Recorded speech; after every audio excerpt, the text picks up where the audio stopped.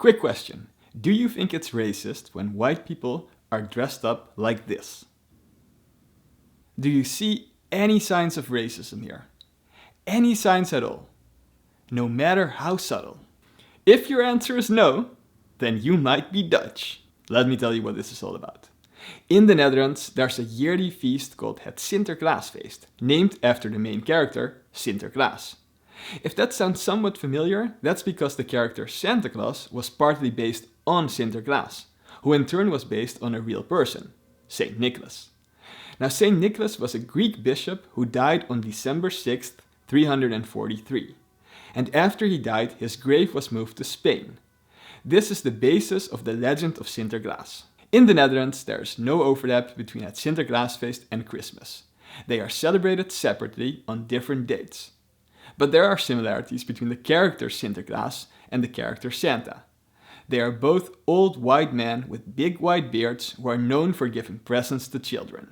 There are also some significant differences though. If you look at Sinterklaas' outfit, you see that he looks much more like a traditional bishop. He walks with a cane and he has one of those tall hats called a mitre. It even has a cross on it. He also carries around a book that looks remarkably similar to a Bible, but it's actually the book where he writes down which children have been good and which children have been bad. Instead of the North Pole, he lives in Spain, and instead of being helped by Christmas elves, he is being assisted by the character that I opened this video with. That character's name is Zwarte Piet, or Blackbeat, and there are many of them.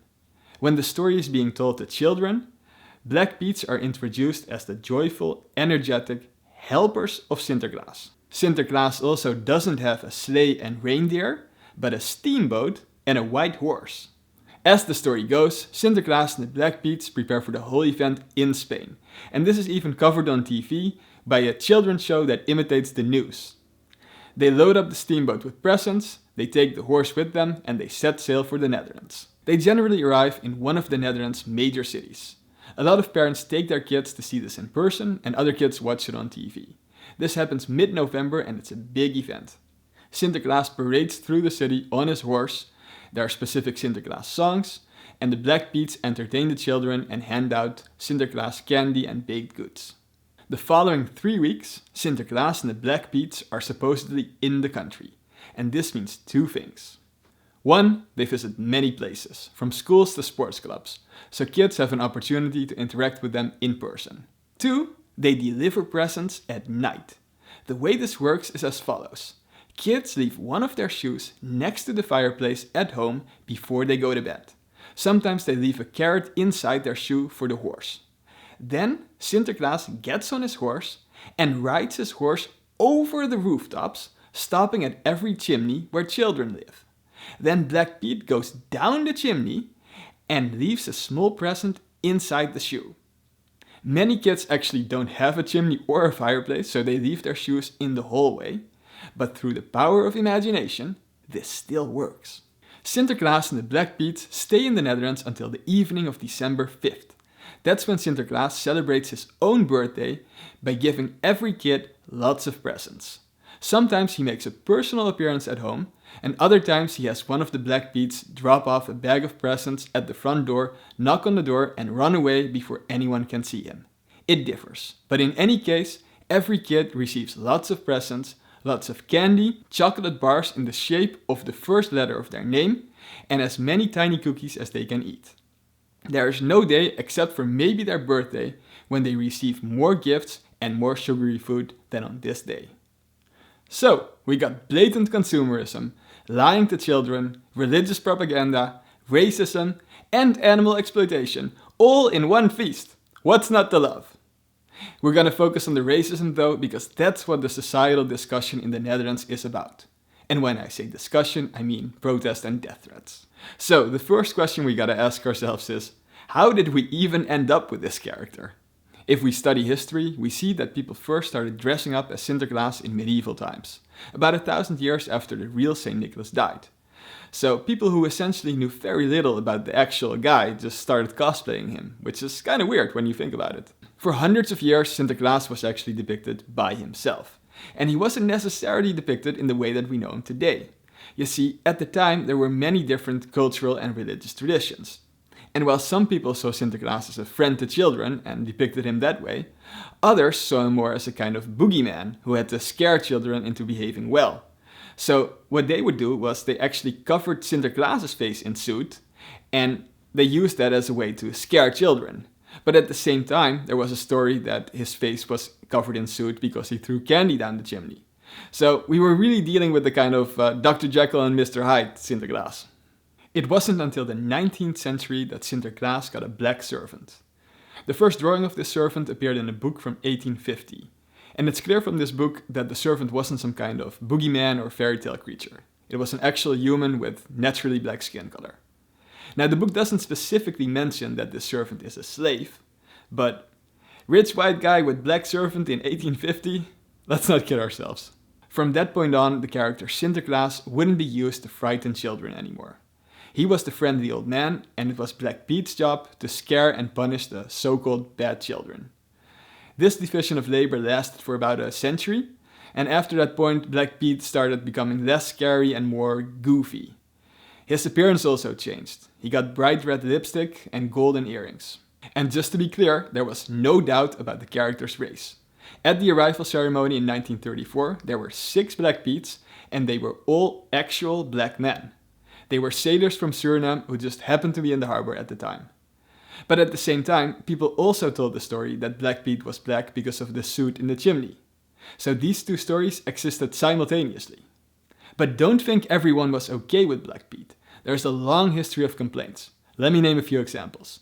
We have reports as far back as the 1920s of white people tauntingly calling black people Blackbeat.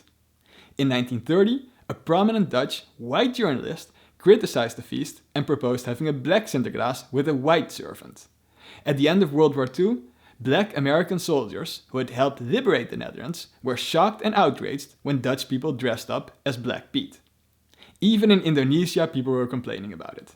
Indonesia is a former Dutch colony just like Suriname, and those people were complaining that it was a colonial feast that poisoned their children with white supremacy.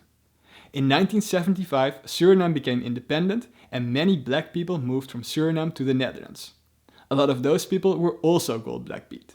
Here's a clip of a famous Surinamese actress who talks about it on the Dutch version of Sesame Street in 1987. Het is elk jaar weer hetzelfde liedje, hè? Sinterklaas is nog niet eens in het land. Of zwarte mensen, grote mensen en kinderen worden voor Zwarte Piet uitgescholden. Maar Gerda, het is toch hartstikke leuk om Zwarte Piet te zijn? Ja, dan mag je met de zak lopen en pepernoten strooien. Oh nee, Ino, het is helemaal niet leuk. Ik heet Gerda, ook als het Sinterklaasfeest is. Kijk, we begrijpen best wel dat Sinterklaas al zo lang komt. En dat het best wel een vrolijk feest is. Maar voor heel veel zwarte mensen, grote mensen en kinderen is het helemaal geen feest. Nee? Nee, we kunnen bijna niet vrolijk zijn. Oh. Nou, en ik heb er genoeg van om voor Pieterbaas uitgemaakt te worden. Ja. Ik ben het zat. Ja. In the following decades, there were some small-scale initiatives to try to get rid of Blackbeat, but they were completely ignored by society at large. Until, in 2011, 2 black guys, both poets, decided to attend the arrival ceremony wearing shirts that said, "Blackbeat is racism." They also had a banner, but upon arrival, the police informed them that they weren't allowed to put it up. So they didn't. And then the police arrested them anyway, in this manner.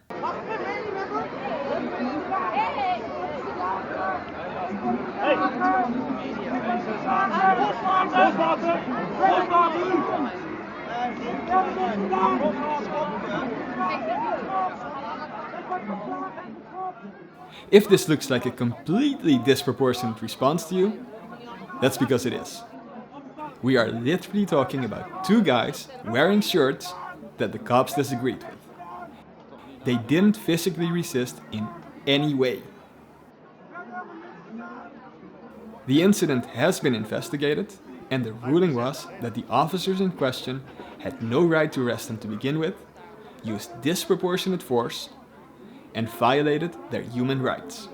The video went viral and ignited a nationwide debate about whether or not Blackbeat is actually a form of racism. And the vast majority of Dutch people said, "No, he isn't. What the hell are you talking about? There's nothing racist about Blackbeat." Yeah. I wish I was kidding, but that's really what they said. Now, the people who said this had 3 main arguments, and I want to present them in good faith. Argument 1. Blackbeat is only black because of the suit in the chimney.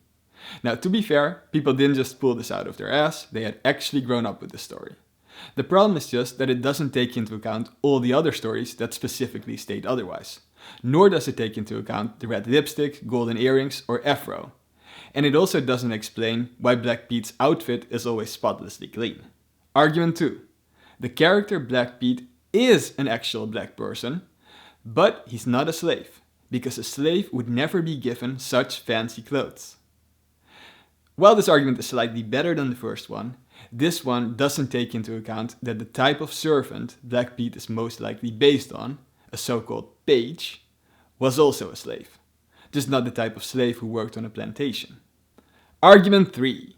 Regardless of his origins, Blackbeat is currently portrayed as an upbeat character who brings joy to children. So why complain about that? If he teaches children anything about black people, it's that black people are nice. As you might have guessed, this argument is flawed as well, because it ignores the fact that Blackbeat is still in a subservient role, it ignores that black people openly state that they don't want to be represented by this character, and it ignores that children are totally cool with the change of color. Not only are these arguments flawed, they also don't really explain why people are even emotionally invested in this. So let me tell you what I think are the 2 real reasons people defend Blackbeat. First of all, they've enjoyed Blackbeat their whole lives. They have pleasant childhood memories of him, they maybe even made new memories with their own children or even their grandchildren. So to them, admitting that Blackbeat is a racist concept means acknowledging that they really enjoyed something that was really racist. And that's very, very uncomfortable. A lot more uncomfortable than staying in denial. Second of all, they don't know enough about the history of the Netherlands. The transatlantic slave trade was one of the biggest crimes in the history of humanity, and the Netherlands was one of the biggest players. It's in the top 4. But all the slavery happened in the colonies, and Dutch schools mostly just gloss over it, so the average Dutch person doesn't know shit. They don't have enough awareness of it to realize just how embarrassing it is to continue celebrating a character that directly represents this history.